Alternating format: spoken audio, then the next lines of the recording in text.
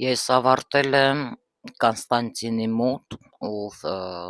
Западная асտրология, որ ասում են, դա արևելյան աստրոլոգիան է, շատ քիչ ժամանակով սովորել եմ, ուրեմն ինչ էր անունը Բորիսենկոյի մոտ Նինա,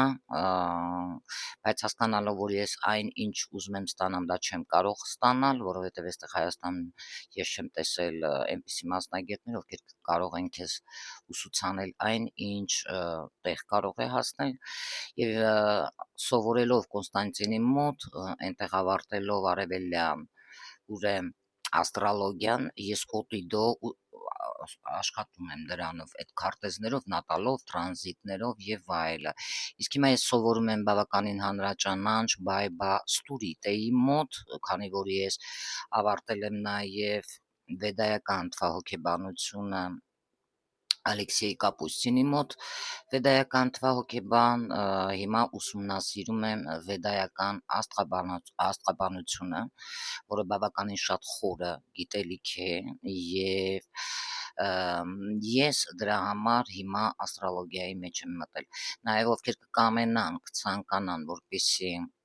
ձեր աստղաբանական քարտեզը վերլուծենք, սինաստրյան վերլուծենք, տրանզիտները, ձեր հորոսկոպը, ձեր կարման, հա, համատեղելիությունը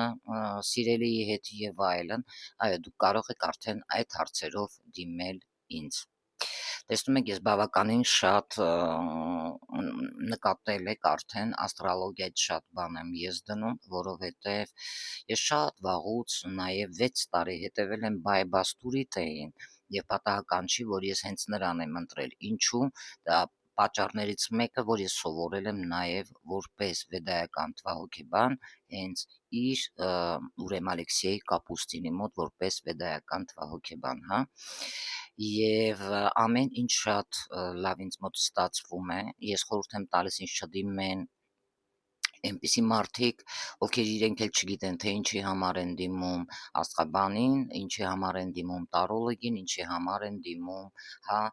այլ մասնագիտական ասպարեզներում։ Նաև ուսուցանում եմ բավականին մասշտաբային մոգության դասընթացները, որը հիմա ներկա պահին ընթանում է, տարոլոգիայի դասընթացները հիմա հավաքվում է խումբը։ Հետագայի համար արդյոք տարոյի հետ կապված հարցեր կարող են հետագայում մնալ առանց դիտվելու։ Ոչ դասընթացները կլինեն, բայց ես հետագայում չեմ զբաղվելու տարոյով, դա իմ որոշումն է։ Այսքանը։